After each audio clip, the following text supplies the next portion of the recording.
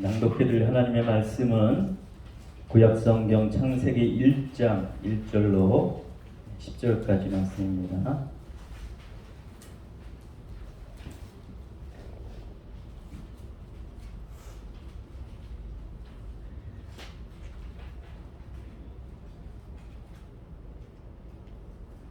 창세기 1장 1절로 10절까지 말씀 제가 낭독하겠습니다.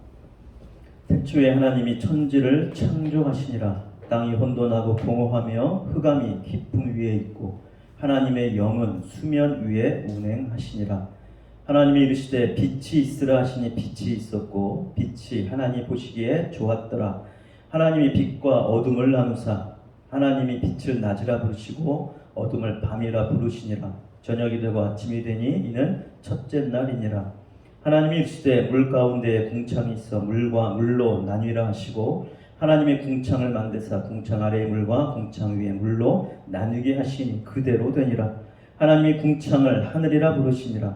저녁이 되고 아침이 되니 둘째 날이니라. 하나님이 이르시되 천하의 물이 한 곳으로 모이고 묻이 드러나라 하시니 그대로 되니라. 하나님 묻을 땅이라 부르시고 모인 물을 바다라 부르시니 하나님이 보시기에 좋았더라. 아멘. 이 시간 김하영 전의 하나님 앞에 찬양으로 영광 돌리겠습니다.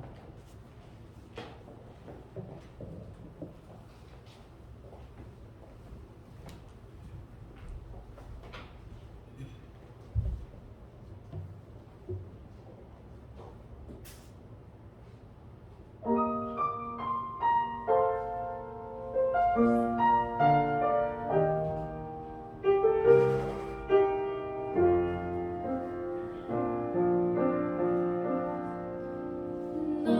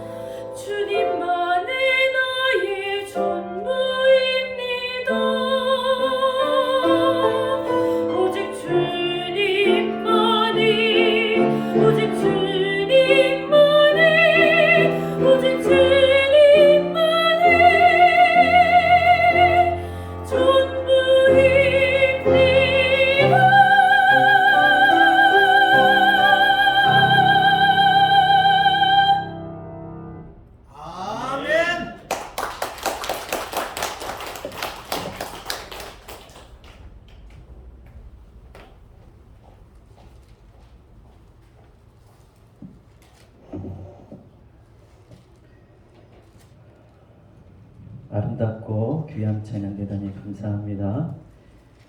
오늘은 흑암의 빛을 비추는 인생이라는 제목으로 잠깐 은혜를 나누겠습니다. 얼마 전에 창조에 대해서 말씀을 드린 적이 있습니다. 이 세상에 구성된 수많은 물질, 질량, 구성, 이것은 정확하게 계산되어서 한치의 오차도 없이 창조되는 것이다. 그렇게 말씀을 드렸습니다. 누군가가 설계하고 정확하게 창조하지 않았다면 이 우주라는 것은 존재가 불가능하다. 과학적으로 살펴봐도 그렇다고 말씀을 드렸습니다. 하지만 성경은 과학을 설명하기 위해서 기록한 책이 아닙니다. 성경은 우리를 구원하기 위해서 구원자 예수 그리스도의 이야기를 우리에게 알려주고 하나님께서 우리를 어떻게 구원하실 것인지 그 계획을 알려주기 위한 기록한 책입니다. 그래서 우리가 이 사실적인 부분도 성경 말씀을 통해서 우리가 배우고 연구하고 또 과학적인 지식 이런 것도 계속 공부하고 배워야 됩니다. 그래서 더 확실하게 하나님을 알아가야 됩니다. 그러나 더 중요한 것은 사도 바울이 얘기했던 것처럼 많은 지식이 중요하고 많은 지식이 나를 이롭게 하지만 그러나 가장 고상한 지식이 있다. 그것은 바로 예수를 아는 지식이다.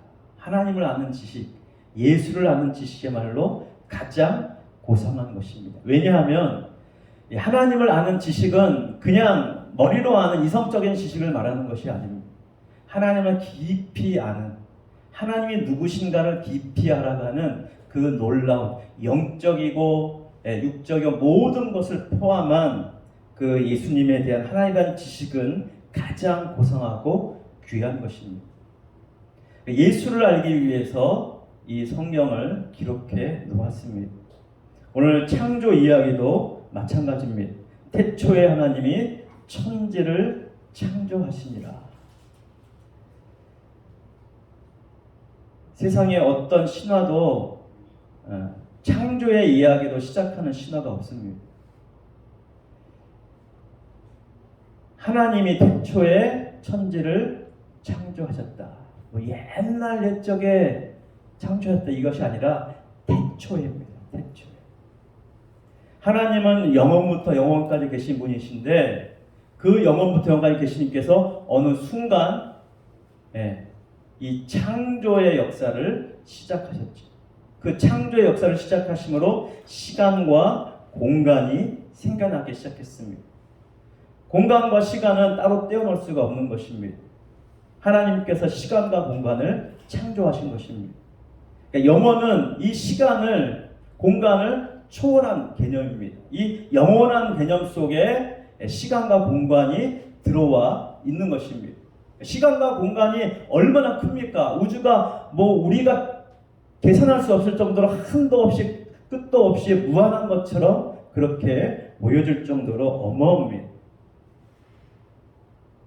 하나님은 그보다 더 광대하시고 그보다 더 위대하신 하나님이십니다. 그 하나님께서 태초에 천지를 창조하셨습니다. 창조하실 때 무엇으로 창조하셨습니까? 하나님의 말씀으로 명하셔서 창조하셨습니다.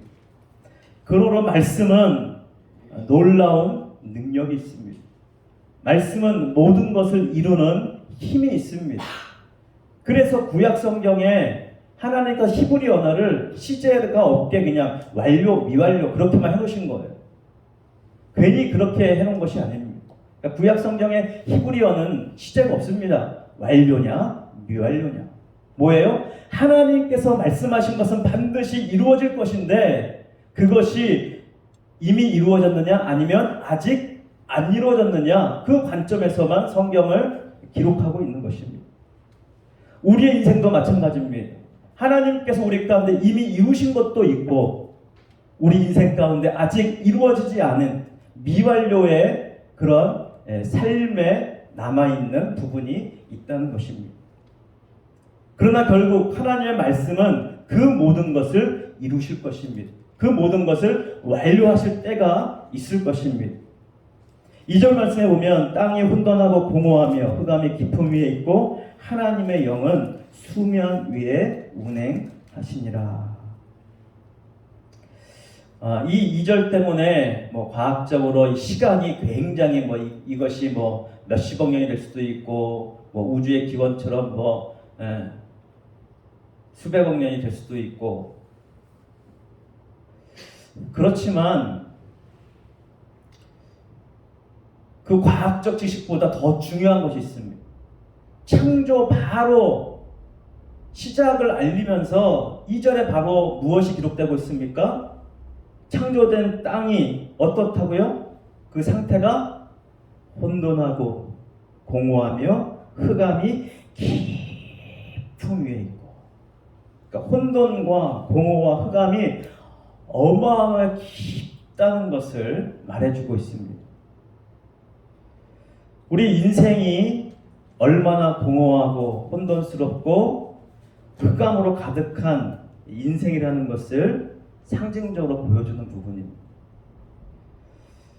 창조 시작할 때의 그 부분을 사실적으로 묘사한 부분도 있겠지만, 사실 그보다는 영적으로 우리의 인생이 얼마나 고단할 수밖에 없고 얼마나 힘들 수밖에 없고 얼마나 암흑처럼 종잡을 수 없는, 미래를 한치도 알 수 없는 인생이라는 것을 성경 시작에 그것을 알리고 있습니다. 시작은 이렇지만 왜 이렇게 시작할까요? 그것은 하나님께서 안식을 향한, 안식이 완료입니다. 안식이 하나님의 이루시고자 하는 목적의 궁극적인 부분입니다. 안식은 무엇입니까? 하나님의 거룩함을 입은 자만이 누릴 수 있는 것이 안식입니다. 안식은 하나님 주시는 평안입니다. 안식은 하나님 주시는 기쁨입니다. 평안과 기쁨이 없으면 우리는 안식을 누릴 수가 없습니다. 평안과 기쁨이 있어야 우리는 안식을 누리게 되는 것입니다. 이 안식은, 이 평안과 기쁨은요, 우리 노력으로 얻을 수 있는 것이 아닙니다. 이 광대한 우주가 하나님의 말씀으로 창조되었던 것처럼 그 하나님의 광대한 평안과 기쁨은 하나님이 주셔야만 우리 안에 채워질 수 있습니다. 자, 이 안식과 하나님이 주시는 거룩함을 통해서 이 안식에 들어갈 수 있도록, 이 평안과 기쁨을 누릴 수 있도록 하기 위해서는 세상에 반드시 있어야 되는 것이 바로 이 혼돈과 공허와 그리고 흑암인 것이에요. 우리 인생은 빛된 인생이 아닙니다. 우리에게는 그 어떤 빛도 없습니다. 공허와 혼돈과 흑암이 깊음 위에 있을 수밖에 없는 그러한 인생입니다.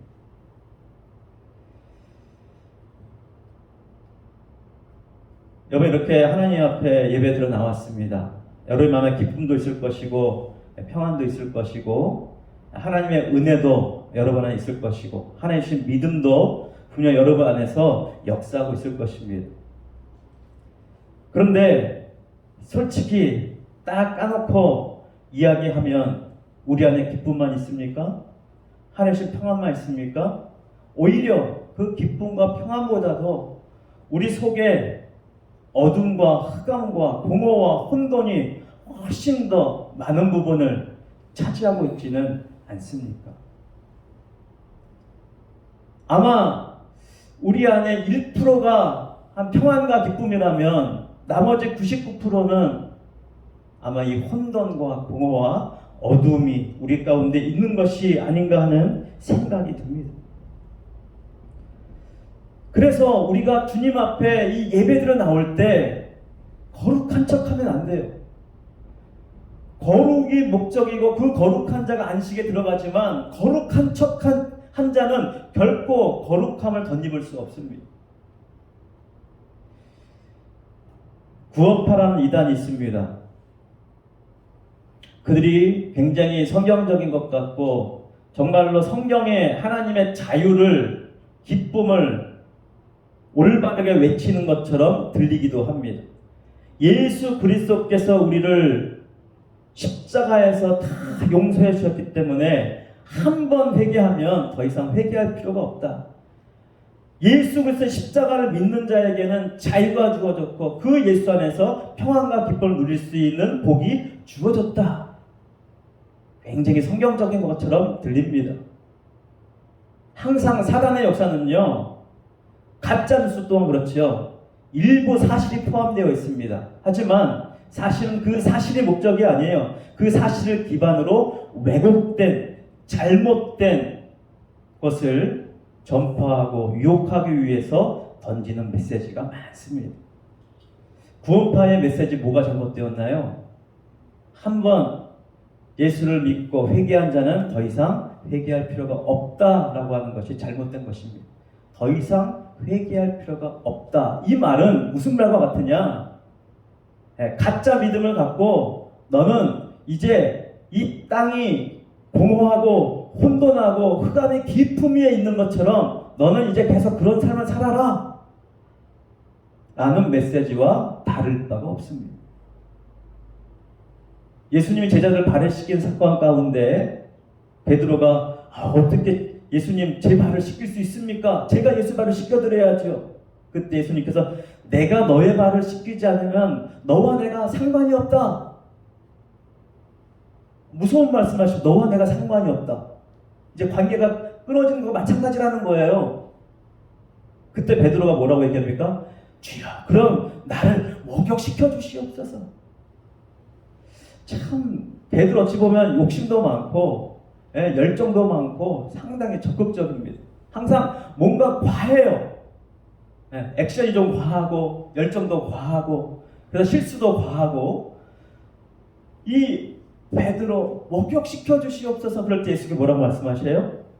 한번 목욕한 자는 목욕할 필요가 없지만 그러나 이 발을 닦아야 된다는 것이죠. 우리가 다니다 보면 발에 먼지가 끼니까. 그렇다고 일생에 딱 한 번만 목욕하라는 말은 아니죠. 우리는 날마다 샤워를 하고 목욕을 해야 됩니다.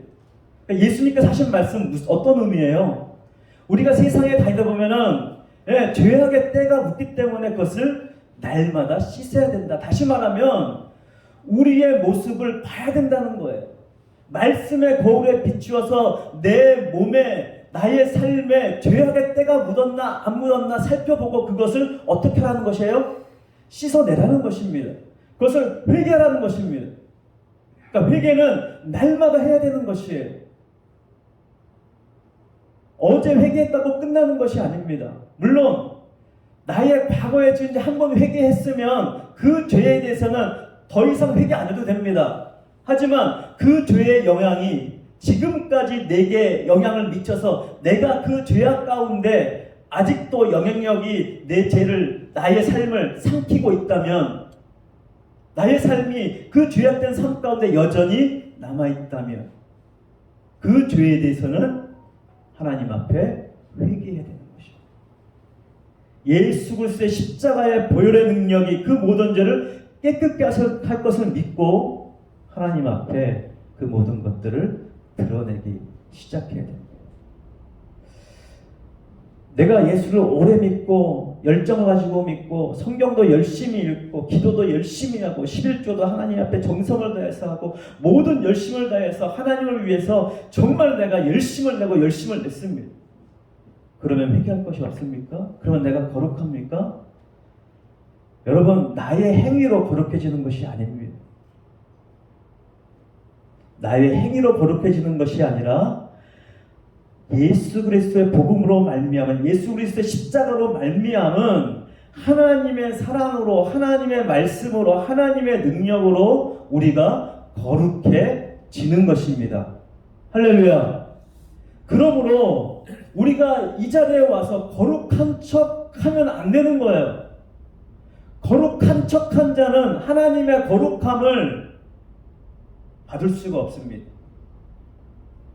베드로야 발 씻자. 아니에요. 저 발은 깨끗합니다. 발 씻을 필요 없어요. 그럼 너와 내가 상관이 없다. 말씀하신 것처럼 내가 오늘 이 시간 하나님 앞에 나와서 내가 거룩한 척을 하고 있다면, 죄 없는 척을 하고 있다면, 내가 연약하지 않고 하나님의 도움이 필요 없을 정도 내가 강합니다. 내가 하나님 앞에 열심을 내고 내 힘으로 할 수 있습니다. 라고 말한다면 오늘 그 사람은 하나님과 상관이 없는 사람입니다. 예수님과 상관이 없는 사람입니다. 하나님의 거룩함을 맛볼 수 없는 사람입니다. 그런 자에게는 하나님의 말씀이 들리지 않습니다. 왜요? 내가 거룩한데요. 이미 거룩해졌는데 무슨 하나님의 말씀이 필요합니까? 내 열심으로 하나님 앞에 열심히 나아가고 있는데, 나는 잘 믿고 있는데 무슨 하나님의 말씀이 필요합니까? 그 사람은 하나님의 말씀이 필요합니다. 들려주세요. 해도 하나님의 거룩함이 필요한 자가 아니라 내 노력으로 그 말씀을 지키려고 하는 자예요. 그러한 자에게는 하나님의 거룩함은 없습니다. 오히려 죄악을 짓고 하나님께서 아담아 부르실 때 그 하나님의 음성이 무서워서 두려워서 부끄러워서 나무 뒤에 숨은 아담보다도 못한 자입니다. 아담은 하나님의 음성이라도 들었습니다. 그러나 나는 부끄럽지 않고, 나는 죄가 없고, 나는 하나님을 위해서 열심으로 믿고 지금까지 해왔기 때문에 나는 거룩한 자다 하는 사람은 하나님의 음성이 들리지 않습니다.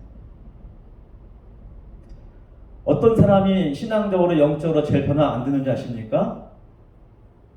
선한 사람입니다. 어찌 보면 열심을 내어서 자기 스스로 완벽하게 해내는 사람, 그 사람들이 제일 변화 안 됩니다. 그 사람들이 예수 제일 못 믿습니다. 겉으로 볼 때 자기가 잘 믿는 것 같지만 하나님 오실 때 제일 못 믿는 사람입니다. 제일 하나님을 안 믿는 사람입니다. 하나님이 터치할 수도 없는 사람입니다. 그 사람은요, 하나님 나를 건들지 말아주세요. 하나님 나를 건드리지 마세요. 그러면 하나님이 어떻게 하실까요? 안 건드리십니다. 하나님 우리에게 자유의지를 줬습니다. 그 자유의지로 나는 하나님의 필요한 자입니다. 나는 연약한 자입니다. 자신의 공허와 혼돈과 흑암을 드러내는 자에게 하나님이 역사하십니다. 성령이 그 수면 위에 하나님의 영이 그 공허하고 혼돈스럽고 깊은 수면 가운데 하나님의 영이 운행하기 시작합니다. 그러니까 스스로 빛이라고 착각하는 자에게는 하나님의 빛이 비칠 수가 없는 것이에요. 3절에 하나님이 이르시되 빛이 있으라 하시니 빛이 있었고 빛이 하나님이 보시기에 좋았더라. 자, 드디어 무엇이 비쳤습니까? 빛이 비치기 시작했습니다. 혼돈하고 공허하고 흑암이 깊음 위에 있던 그곳에 빛이 비치기 시작했습니다. 여러분, 빛이 비치면 어둠이 물러갑니까? 물러갑니까?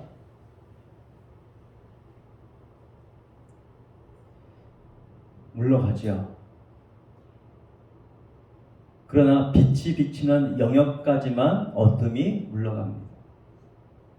빛이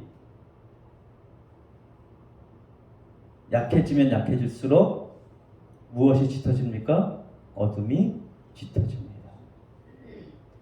우리가 예수를 믿고 예수님이 내 안에 계십니다. 예수는 빛이시요, 예수님은 말씀이시요, 예수님은 생명이십니다. 그 예수님이 내 안에 계시니까 나는 어둠이 없다. 내 안에는 어둠이 없다. 이 말처럼요, 우매한 말이 없습니다. 여러분, 인간이 아주 작죠. 이 광대한 우주에 비하면 먼지 하나보다도 사실은 더 비유적으로 작습니다. 지구마저도 이 우주에 비하면은 아주 보이지 않는 전보다 작아요. 근데 이 지구 속에서의 이 인간이 얼마나 작고 보잘것없겠습니까? 하지만요, 우리의 마음과 우리 안에 있는 그것은요, 우주와 같습니다. 아주 광대합니다. 우리의 마음이 좁기도 하지만 우리의 마음이 어마어마하게 넓습니다. 왜요? 하나님께서 우리를 영으로 창조하셨기 때문에 우리 이 생각과 우리 마음의 세계는요, 우주와 같습니다. 어마어마 광대한 거예요. 그러니까 우리가 상상하는 것, 생각하는 것을 우리 마음대로 상상할 수 있잖아요. 제한이 없습니다. 제한이 없어요. 그렇다면 우리 마음에 하나님이 계시니까 우리 마음에 어두움이 있을까요? 없을까요? 예수님이 내 안에 계시니까, 예수님이 빛이시니까 내 마음속에 어두움이 있을까요? 없을까요? 네, 빛이 있으라 하셨고 빛을 뭐라 칭했습니까? 낮이라 칭했습니다. 그리고 어둠을 뭐라 칭했습니까? 밤이라 칭했습니다. 이 우주에는 밤과 낮이 공존합니다. 지구에는 밤과 낮이 공존합니다. 그러므로 우리 안에도 밤과 낮이 공존합니다. 사도 바울이 고백하잖아요. 오호라 나는 공고한 사람이라. 내가 하나님의 성령을 따라 살고자 하는 내 마음의 소원함도 있지만 내 마음의 욕심이 나를 지옥 같은 곳은 나를 끌어내리려고 하는 그것 가운데 내가 갈등한다라고 솔직하게 고백하고 있잖아요. 우리 마음에 어둠이 있습니다. 그러면 이 어둠과 빛이 공존하고 있는데 우리가 어둠의 삶이 아니라 빛의 삶을 살고자 한다면 어떻게 해야 될까요? 내 속에 어둠이 있음을 고백해야 됩니다. 드러내야 됩니다.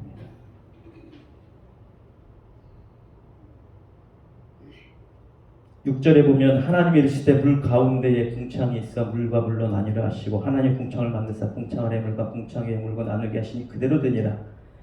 하나님의 궁창을 하늘이라 부르시니 저녁이 되고 아침이 되니 둘째 날이니라. 9절에 보면 하나님 이르시되 천하의 물이 한 곳으로 모이고 묻이 드러나라 하시니 그대로 되니라. 하나님 묻을 땅이라 부르시고 모인 물을 바다라 부르시니 하나님 보시기에 좋았더라. 자, 흑암에 물이 가득했었는데요, 하나님이 땅을 묻을 돋아 올라오게 하셨습니다. 모이라고 하셨습니다. 그러니까 지금처럼 높은 산은 아니지만 언덕과 같이 묻이 땅의 바다 위에서부터 올라오기 시작했습니다. 물이 모였습니다. 바다가 되고 땅이 되고 그 땅 위에 드러난 땅 위에 하나님께서 채소와 나무와 열매를 맺는 실과들을 심게 하시고 자라게 하셨습니다. 드러난 묻에 그것들이 심겨지는 거예요. 열매를 맺으려는 삶이 되려면 이 묻이 드러나야 됩니다. 바다의 깊은 흑암과 어두움에 묻혀 있으면 나무가 심겨질 수가 없습니다. 열매를 거둘 수가 없습니다. 묻이 드러나야 됩니다. 그러니까 여러분, 내 안에 죄, 내 안에 이 어둡고 혼돈스럽고 공허한 내 삶의 인생의 그 모습들을 하나님 앞에 그대로 드러내야 됩니다.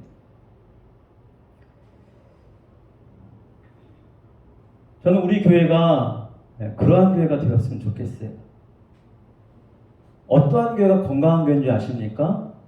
이 묻을, 민낯을 그대로 드러내야 내 삶의 혼돈, 공허, 이 흑암의 인생의 모습을 그대로 드러내고 그것을 가지고 너는 어둠의 인생이야, 너는 죄악된 인생이야, 너는 공허한 인생이야, 그렇게 정죄하고 욕하고 손가락질하는 교회는 결코 건강한 교회가 아닙니다. 그 교회는 굉장히 율법적인 교회 같지요.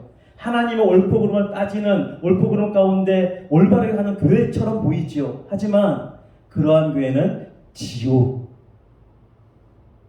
방불케 하는 하나님 원하시는 교회의 모습이 아닙니다. 여러분, 하나님 원하시는 옳고 그름이 아닙니다. 하나님 원하시는 것은 거룩입니다. 하나님 원하시는 것은 그 거룩함을 이루기 위해서 서로 혼돈과 공허와 흑암의 인생이라는 것을 드러내는, 그것을 기뻐하고 드러낼 때 그것을 기뻐하고 그것을 이해하면서 하나님의 사랑으로 품을 수 있는 교회가 건강한 교회입니다. 여러분, 소그룹할 때, 나눔하실 때 누군가 내 공고한 인생에 대해서 얘기하잖아요. 그럼 다른 데 가서 절대로 그냥 그렇게 얘기하시면은 반드시 다른 사람은 그걸 왜곡해서 듣습니다. 그러니까 사실적으로 얘기하시면 안 돼요. 하나님께서 그에게 어떤 은혜를 베푸셨더라, 그 얘기를 해야지. 옛날에 그 사람이 이러한 인생이었대, 혼돈의 인생이었대, 곤고한 인생이었대, 흑암의 인생이었대, 그렇게 얘기하면 절대로 그 교회는 건강한 교회가 되지 못합니다. 건강한 공동체가 될 수가 없습니다. 그러니까 여러분, 속으로 들은 것을요, 절대로 밖에 나가서 그렇게 얘기하시면 절대로 안 돼요. 우리 잘하는 거짓말 있잖아. 이 이야기는 무덤까지 가지고 가야 됩니다. 그 대신 그 얘기를 하려면 잠깐 얘기하면서 하나님께서 이런 은혜를 베푸셨더라, 하나님께서 그의 삶에 곤고하고 어두웠던 인생 가운데 이런 빛을 비춰주셨더라, 그 빛을 얘기해 줘야 돼요. 하나님께서 어떻게 은혜를 베푸셨는가, 그것을 이야기해야 돼요. 그 날마다 큐티하는 여자 책을 쓰신 김양재 목사님, 그 우리들 교회, 그 교회는 이것을 자랑하는 교회입니다. 제가 그 교회 분위기를 참 좋아해요. 제가 부러워하는 교회 중에 하나입니다. 사람이 많이 모여서 부러워하는 게 아니에요. 그 교회는요, 정신과 의사들이 추천하는 교회입니다. 사람이 1대1적으로 상담받고 치유받는 것도 중요한데 제일 치료 효과가 확실한 것은요, 집단 치료라는 거예요. 집단. 여러 사람이 같이 자기의 이 민낯을 드러내고, 민낯을 드러내면서 자신의 그 아프고 괴로운 인생을 드러낼 때 서로가 욕하지 않고 다 들어주는 그 치료가 제일 중요한데, 우리들 교회는 그게 된다는 거예요. 그래서 바람 피웠던 이야기, 여러분, 바람 피웠던 얘기가 어떻게 얘기하겠습니까? 근데 그것을 자랑 삼아 이야기해요. 어떤 사람은 결혼을 3번 했대요. 그래서 축가를 하는데 첫 번째, 두 번째, 세 번째 하면서 사람들이 그 노래를 편곡을 해가지고 작사를 해가지고서는 축가로 불렀대는 거예요. 그게 그 사람을 멸시하기 위해서 그런 것이 아니라 이제 정말 그 결혼을 축복하고, 지금까지는 공허하고 혼돈이 그리고 흑암이 가득했던 인생이었지만 이제 하나님의 빛 가운데 거할 수 있는, 하나님의 그의 삶 가운데 임하는 그 임한 삶을 기뻐하고 그것을 축가해 주어서 서로 어둠과 흑암과 공허한 인생이라는 것을 서로 인정할 때 그 공동체는요, 하나님의 창조의 빛의 역사로 가득한 교회가 되는 것입니다. 그러한 교회는, 그리고 그러한 곳에 속한 사람은요, 이제 주저하지 않게 되는 것이죠. 나의 이 어두운 인생의 이야기를 주저하지 않고 이야기하게 될 수가 있는 것입니다. 여러분, 이 어둠의 이야기를 하는 것이 부끄러운 이야기가 아닙니다. 오히려 부끄러움으로 알 수 있는 그것이 은혜인 줄로 믿습니다. 그곳에 하나님의 은혜가 임하고, 그곳에 하나님께서 옷을 입혀주시고, 하나님께서 거룩한 옷을 입혀주시고, 하나님께서 더 이상 우리가 부끄러운 인생으로 사는 것이 아니라 하나님의 거룩한 인생으로 살아드릴 수 있는, 하나님의 빛된 인생으로 바꾸시는 놀라운 역사가 일어나는 것입니다. 여러분, 오히려 내가 이것을 드러내지 않고 감추는 것을 부끄러워하십시오. 우리가 속으로서 나눔할 때 이 죄악된 나의 모습, 어둠의 이 모습, 무엇인가 나를 괴롭게 하는 것이 있다면 그것이 나의 흑암이요, 그것이 나의 공허함이요, 그것이 나의 혼돈에 하나님께서 주신 것입니다. 왜 이 혼돈과 공허를 하나님이 허락하셨을까요? 하나님께서 이것을 알고 나의 인생 가운데 빛이 없고 가치 없는 인생을 깨닫고 하나님께 돌아온 인생만이 거룩한 인생이에요. 하나님께 돌아온 인생만이 빛된 인생인 것을 깨닫게 하기 위해서 우리 삶 가운데 이 혼돈과 공허와 흑암을 허락하신 것입니다. 여러분의 혼돈과 흑암과 이 공허가 누구일까? 여러분의 부모일 수 있습니다. 여러분의 남편일 수 있습니다. 여러분의 아내일 수 있습니다. 여러분의 자녀일 수 있습니다. 아니면 여러분의 친구일 수 있습니다. 여러분의 가장 가까운 사람 중에 하나님께서 나를 공허케 하시는, 혼돈케 하시는 그 영적인 사이코패스 같은 사람들을 두십니다. 아마 꽉 차 있을 거예요. 네. 다윗이 고백했잖아. 내 원수가 많도소이다. 주변에 막 빈틈없이 하나님께서 자리매김해 놓았습니다. 누구를요? 어둠과 혼돈과 공허를 자리매김해 놓았어요. 왜요? 누구를 위해서요? 나를 위해서. 그 어둠과 혼돈을 꺼내어서 빛으로 우리 가운데 빛된 삶을 살도록 하기 위해서 공허와 혼돈과 어둠을 우리 가운데 쫙 깔아놓으셨어요. 그러므로 그 공허와 어둠과 혼돈은 축복입니까? 저주입니까? 축복과 저주입니다. 그런데 믿는 자에게는 그 저주마저도 축복이에요. 그것마저도 복이에요. 저주마저도 복이에요. 어둠마저도 복이에요. 그러므로 여러분, 왜 하나님 살아계시면 왜 이렇게 나를 힘들게 하시고 괴롭게 하십니까? 그럴 것이 아니라 하나님 나에게 또 무언가 거룩게 하게 하실 것이 있구나. 하나님 나에게 무언가 빛을 깨닫게 하실 것이 있구나. 그렇게 믿고 그렇게 여기고 하나님의 빛된 역사에 함께 있는 우리 모두가 되기를 주님의 이름으로 축원드립니다. 할렐루야. 함께 기도합시다. 하나님, 내 안에 공허함이 있습니다. 내 안에 혼돈스럽고 흑암이 깊음 위에 내 삶을 덮고 있습니다. 하나님, 이제 나를 빛된 삶으로 인도하시고 하나님의 말씀으로 내 안에 이 모든 어둠을 깨닫게 하시고 이제 하나님의 거룩함을 덧입는 자가 되게 하시고 예수 그리스도의 그 복음의 능력이 무엇인가를 깨닫는 빛된 인생이 되게 해주시옵소서 하고 우리 함께 통성을 기도하겠습니다.